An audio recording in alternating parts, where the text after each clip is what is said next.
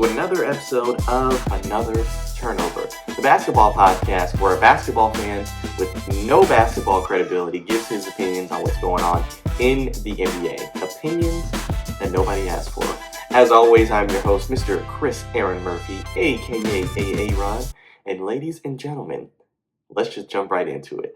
Folks, welcome back. We are back with Season 6. This is Episode 5 of Season 6, the 98th episode overall. And it's coming to you a little late. I got to apologize. I was supposed to get this episode out on Friday, but life, stuff happens. Nothing bad, thankfully. But I was going to record Thursday night and forgot I had something scheduled.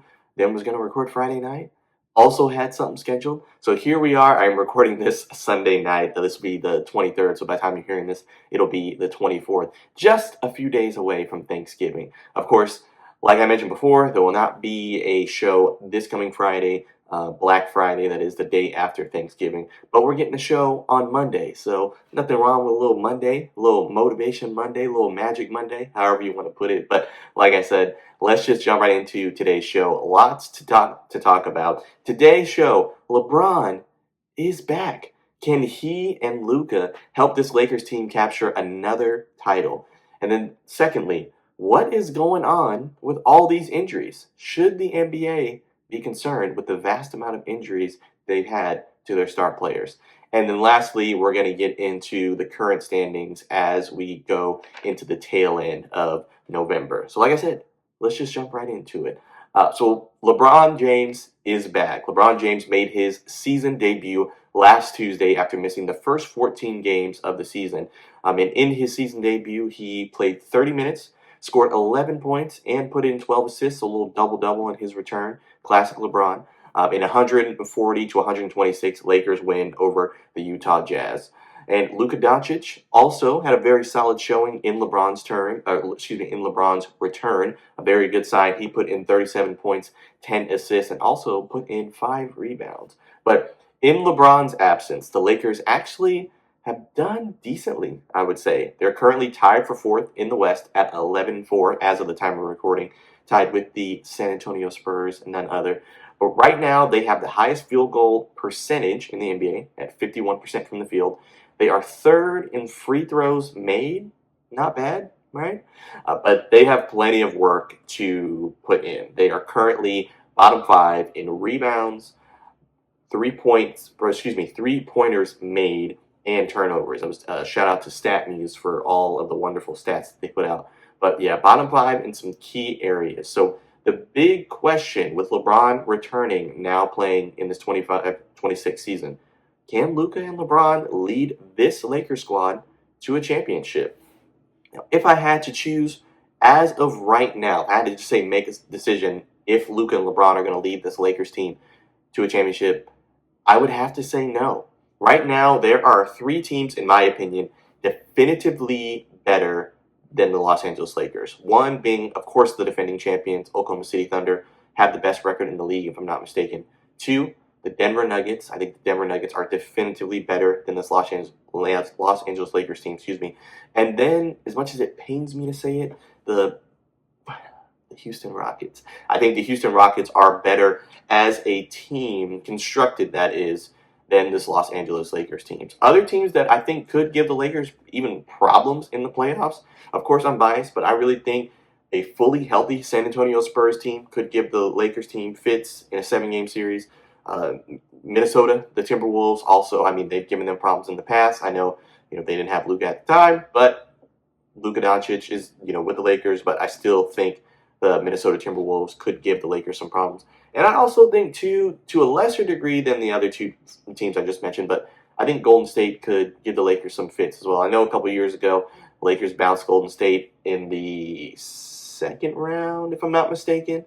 But still, I think the Golden State Warriors could give the Lakers some problems, per se, in the playoffs. But ultimately, the Lakers are going to need first-team All-NBA Luka. They're going to need a healthy Luka, of course, as well. And I think they'll at least need second-team All-NBA LeBron for a chance to make a deep run in the playoffs. And I know that's a lot to ask. Second-team All-NBA for a dude who's about to be 41 years old in a month. But the way this team is constructed, I just think that they will need at least that for a chance to make a deep run in the playoffs. But we shall see. But let's transition here. Second segment that I want to get into, the NBA's injury problem. The NBA has a problem, and the problem is injuries. So what is going on with all of these injuries around the league? Major players will be out of action for the foreseeable future. Of course, the ones we know about, going into the season. You got Jason Tatum, Damian Lillard, Tyrese Halliburton, all have torn their Achilles or ruptured their Achilles, however the correct medical term is, and all of them likely out for the season. Now, Jason Tatum has said he wants to play this year. That is his goal. Obviously, remains to be seen. If he does come back, it probably wouldn't be until March or potentially April, towards the tail end of the season. But all three likely out for the season. Kyrie Irving tore his ACL last year. Possible return for him early 2026. His teammate in Dallas, Anthony Davis, a calf/Achilles injury from what the reports were. He's possible to return within the next few weeks, but of course that remains to be seen. And then unfortunately, Victor Wembanyama with a calf strain, he's out at least 2 to 3 weeks. There's some rumors that the Spurs are just being overly cautious because I saw him on the court. He was doing some basketball workouts and video that came out from practice, open practice, I guess. But nonetheless, a calf strain for Victor Wembanyama. Of course, the NBA has seen a huge uptick in calf strains, then leading to Achilles tears over the past few years. So I definitely think the San Antonio Spurs want to do their due diligence and ensure that that does not happen to Victor Wembanyama. And then you've got Giannis Antetokounmpo out in Milwaukee, out with a groin injury for the next 1 to 2 weeks, and he'll be reevaluated to see if he'll come back. But I was reading all these injuries and things like that, and I was like, man, what is the culprit of all these injuries in the NBA? Possibly it's increased pace of play. I want to play a video here from Warriors head coach Steve Kerr, who was talking about his concerns about the increase in soft tissue injuries in the NBA. And I just want to play what he said. So let's take a listen to this here. I'm very concerned. It's dramatic. The pace difference is dramatic. This team tonight has really upped their pace compared to last year. I think across the league, everybody understands now that it's just easier to score if you can beat the opponent down the floor, get out in transition. But when everybody's doing that, the games are much higher paced, faster paced, and then everyone has to cover out to 25 feet because everybody can shoot threes. So we have all the data. Players are running faster and further than ever before. And so we're trying to do the best we can to protect them. But basically have a game every other night, and it's not an easy thing to do. And you said you've talked to your medical staff, and they're kind of the belief that that's what's led. They believe that the wear and tear, the speed, the pace, the mileage, it's all factoring into these injuries. So that was Warriors head coach Steve Kerr talking about how pace of play and the mileage that these players are putting on in the games is probably contributing to these increased soft tissue injuries. Now, I was doing my research for the show, and I was on Twitter, and I came across this post that basically showed statistical data that said the NBA tracks every team's average speed on the court. This season, the first, how many games are we into the season? We're 17, 18 games in the season.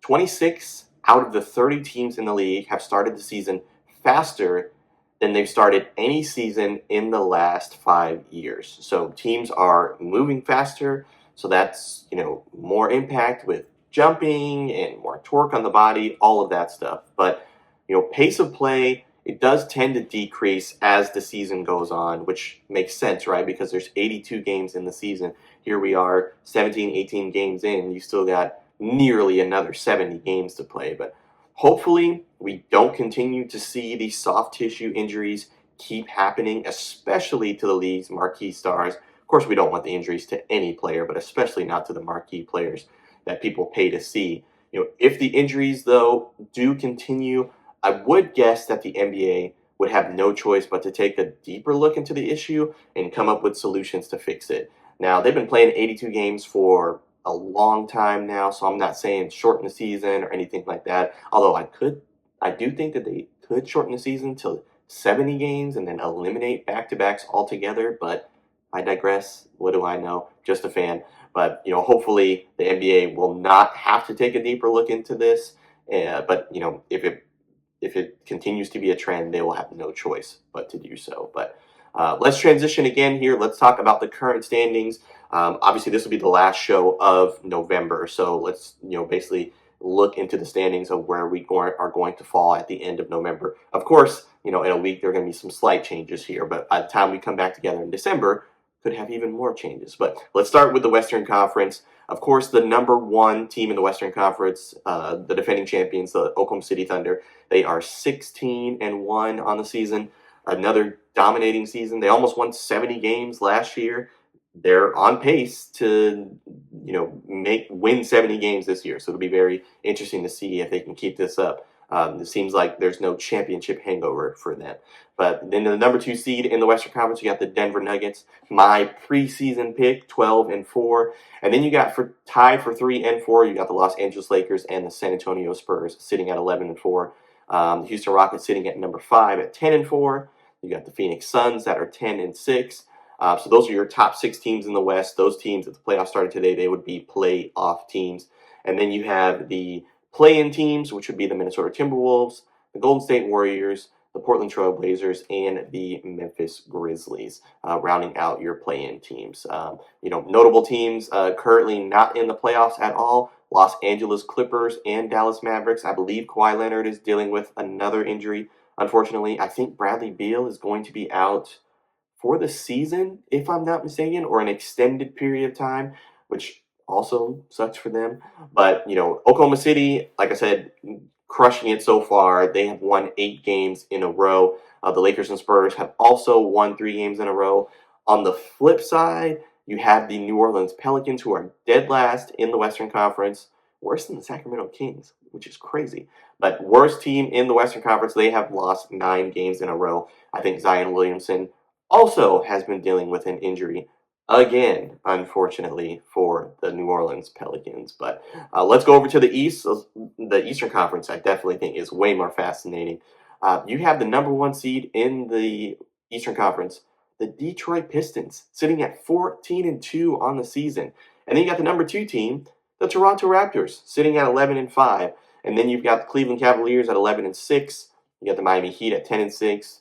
The Knicks at 9-6, and then the Sixers at 9-6 as well, rounding out your playoff teams. And then you've got your play-in teams as of right now. You've got the Atlanta Hawks, the Orlando Magic. Anybody know that? Never mind. And then you have the Chicago Bulls and the Boston Celtics.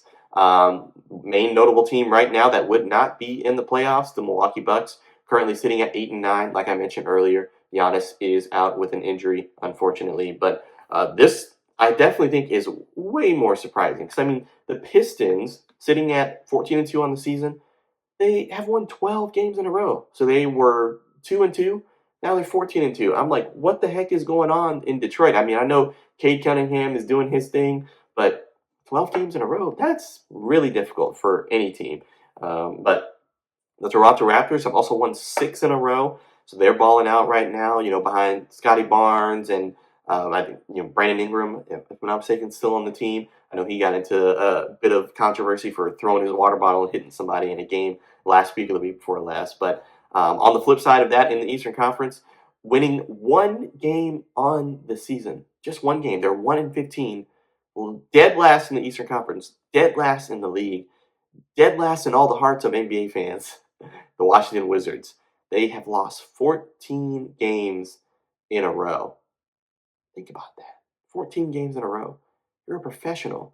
You mean to tell me out of 16 games, you could only win 1? That's crazy. That is just insane to me. But nonetheless, very interesting on the Eastern Conference side. Definitely think we're going to see plenty of shuffling and shifting around for both conferences as the season continues to progress. The first 25 games or so, you really can't put too much stock in. It's really once you start getting into that 50-ish game mark, you kind of start to see, all right, these are the teams that could potentially make some noise in the playoffs. But nonetheless, interesting stuff. But last segment here, we got to talk about the marquee matchup. So if you're following me on the socials, at Another Turnover, pretty much on all the socials, last week's marquee matchup, we had the Los Angeles Lakers taking on the Milwaukee Bucks, beating them 119-95. This past week, well, this would have been this past Friday, I did post on all the socials. You had the Denver Nuggets taking on the Houston Rockets.